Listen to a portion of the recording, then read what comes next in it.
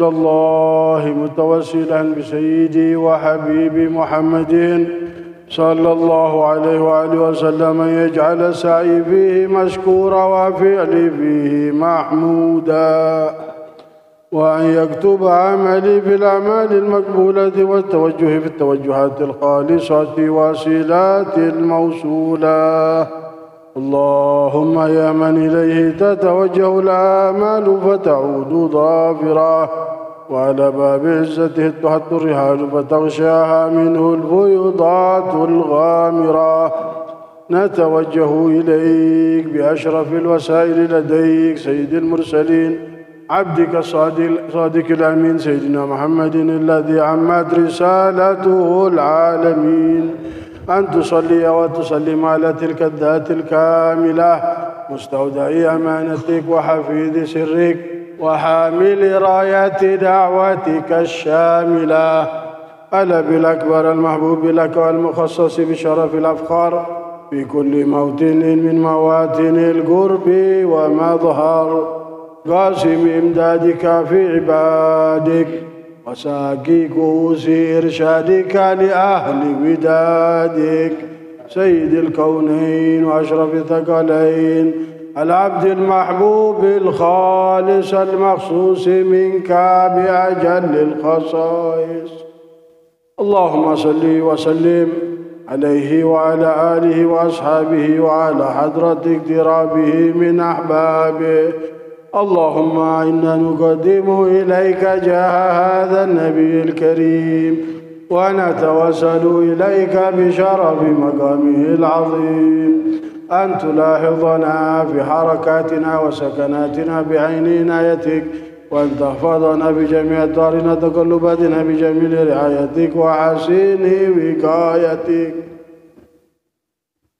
وأن تبلغنا من شرف القرب إليك وإلى هذا الحبيب غاية آمالنا، وتتقبل منا ما تحركنا فيه من نياتنا وأعمالنا، وتجعلنا في حضرة هذا الحبيب من الحاضرين، وفي طرائق اتباعه من السالكين، ولحقك وحقه من المعدين، ولعهدك من الحافظين. اللهم إن لنا أطمعا برحمتك الخاصة فلا تهرمنا، وذنونا جميلة هي وسيلتنا إليك فلا تخيبنا. آمنا بك برسولك ما جاء به من الدين، وتوجهنا به إليك مستشفعين أن تقابل المذنب منا بالغفران، والموسع بالإحسان، والسائل بما سأل، والمؤمل بما أمل، أن تجعلنا من أسرى هذا الحبيب ووازره ووالاه وظاهره، وعم ببركة وشرب بجهد أولادنا ووالدينا وأهل قدرنا ووادينا، وجميع المسلمين والمسلمات والمؤمنين والمؤمنات في جميع الجهات، وأدم راية الدين القويم في جميع الأقطار المنشورة، ومعالم الإسلام والإيمان بأهلها معمورة معنى وسورة، واكشف اللهم كربة المكروبين، واقض دين المدينين، واغفر للمذنبين، وتقبل توبة التائبين، وانشر رحمتك على عبادك المؤمنين أجمعين، واكف شر المعتدين والظالمين، وابسط العدل بولاة الحق في جميع النواحي والأقطار، وأيدهم بتأييد من عندك ونصر على المعاندين من المنافقين والكفار، واجعلنا يا رب في الحصن الحصين من جميع البلايا، وفي الحرز المكين من الذنوب والخطايا، وأدمنا في العمل بطاعتك والصدق في خدمتك قائمين، وإذا توفيتنا فتوفنا مسلمين مؤمنين، واختم لنا منك بخير أجمعين. صل وسلم على هذا الحبيب المحبوب للأجسام والأرواح والقلوب، وعلى آله وصحبه ومن إليه منسوب وآخر دعوانا أن الحمد لله رب العالمين. بسر الفاتحة.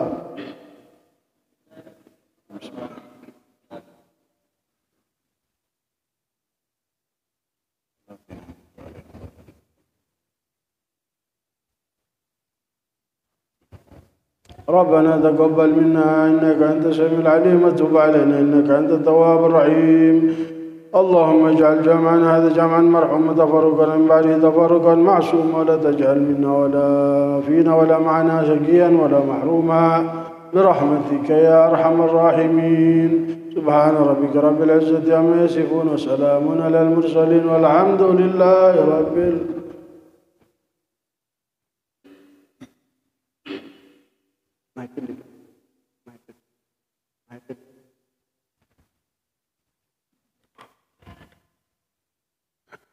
السلام عليكم ورحمة الله وبركاته.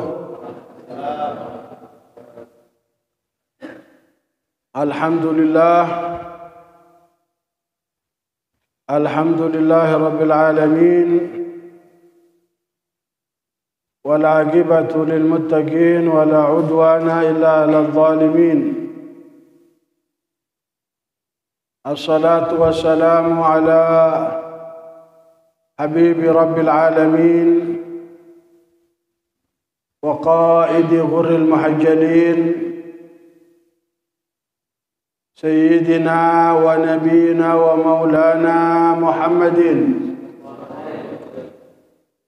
وعلى آله الطيبين الطاهرين وعلى أصحابه هداة المهتدين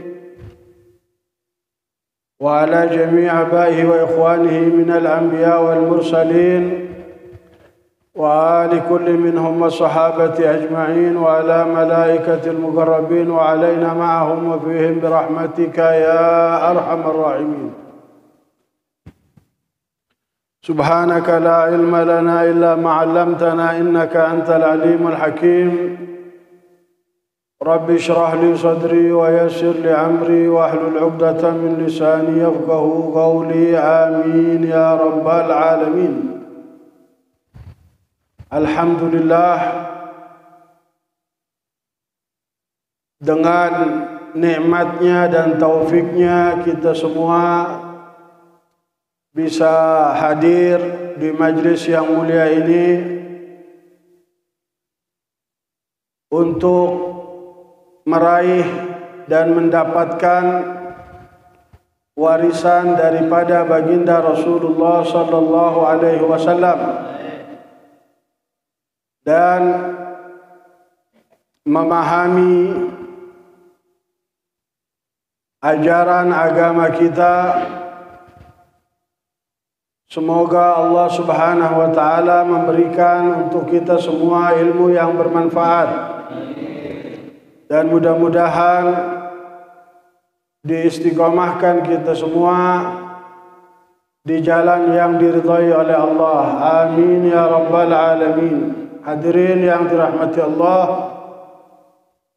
kita akan lanjutkan ta'lim kita, bacaan kitab kita Muqaddimah Al-Hadramiyah Syekh Abdullah bin Abdurrahman Bafadl rahimahullah ta'ala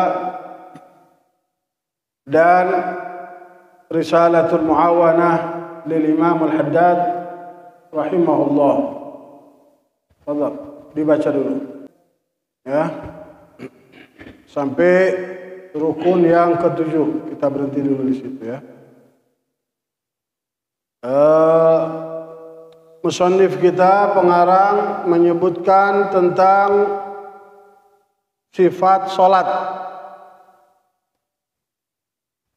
yaitu baik tentang yang wajib dan yang sunnah, di mana yang wajib terbagi menjadi dua.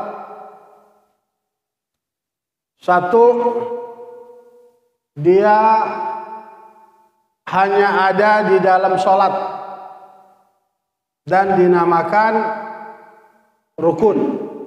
Dinamakan rukun jika hanya ada di dalam sholat. Dan dinamakan juga fardu, sama ya. Fardu sama rukun sama. Kewajiban yang kedua adalah yang dimulai sebelum sholat dan terus berlangsung sampai selesai sholat. Kalau tadi yang pertama, kewajiban yang pertama hanya ada di dalam, namanya rukun. Kewajiban yang kedua adalah yang dimulai sebelum sholat dan berlangsung terus sampai selesai sholat, dan dinamakan syarat. Dinamakan syarat. Ya, kewajiban yang pertama adalah yang ada di dalam sholat, dinamakan rukun. Seperti apa?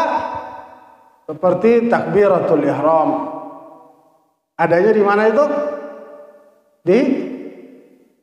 Adanya di mana takbiratul ihram? Di dalam sholat. Membaca Fatihah adanya di mana?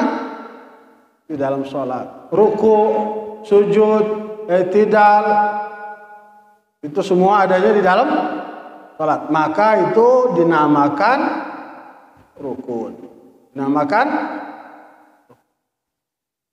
kewajiban yang kedua, yaitu yang dilakukan sebelum sholat dan berlangsung terus sampai selesai sholat. Seperti apa? Seperti menutup aurat.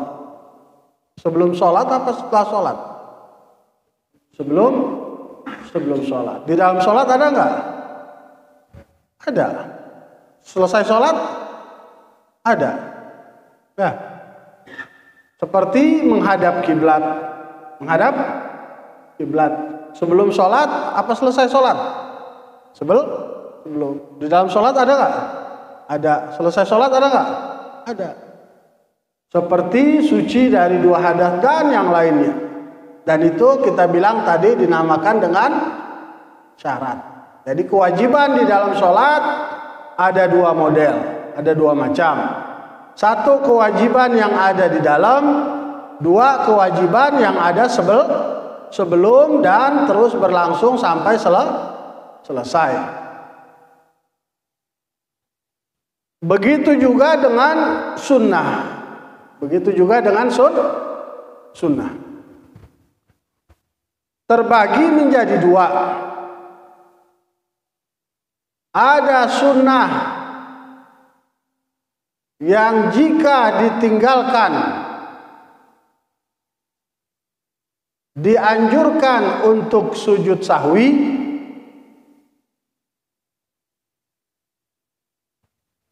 dan itu dinamakan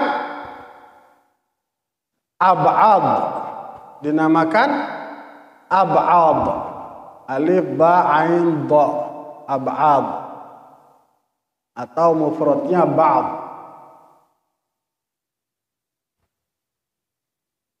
Ada sunnah yang tidak dianjurkan kalau kita tinggalkan untuk melakukan sujud sahwi. Itu dinamakan hay'ah. Dinamakan hay'ah. Yang dianjurkan untuk kita sujud sahwi apa? Contohnya kunut. Kalau kita ninggalin kunut sunnah apa fardu? Sunnah. Kalau kita ninggalin, maka kita disunnahkan sujud sahwi. Maka kunut itu namanya ab'ad. Ada sunnah yang tidak dianjurkan kalau kita tinggalkan untuk sujud sahwi. Seperti apa? Seperti doa iftitah. Doa iftitah sunnah apa fardu? Sunnah. Kalau kita tinggalin sujud sahwi enggak? Namanya hay'ah. Yang wajib ada 2 model, yang sunnah juga ada 2. Nah, pengarang kita menyebutkan bahwa fardunya sholat ada 13. Ada 13. Di beberapa kitab fikih ada yang menyebutkan 14. Ada lagi yang menyebutkan 17. Tapi di kitab kita ini Muqaddimah Hadramiyah dibilang fardunya sholat ada 13. Perbedaan itu terjadi hanya karena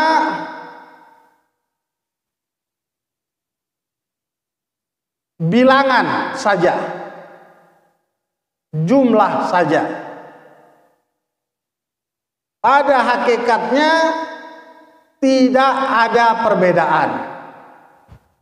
Baik yang bilang 13 atau yang bilang 14 atau yang bilang 17, nggak ada beda. Hakikatnya nggak ada, cuma jumlah saja yang beda. Kenapa bisa begitu?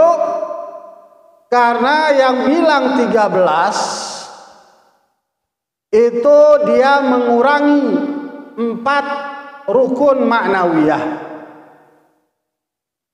yaitu tumakninah di dalam ruku, di dalam i'tidal, di dalam sujud, di dalam duduk di antara 2 sujud. 4 rukun itu tidak disebut sama dia. Tumakninah di dalam 4 tempat itu. Berarti kalau 17 kurang 4 berapa? 13. Sama. Ya.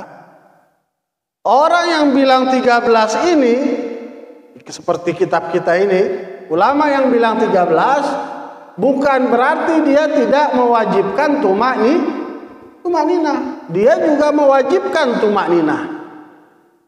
Ketika ruku harus tetap sama tumakninah. Ketika tidak harus tumakninah juga. Ketika duduk di antara 2 sujud harus tumakninah.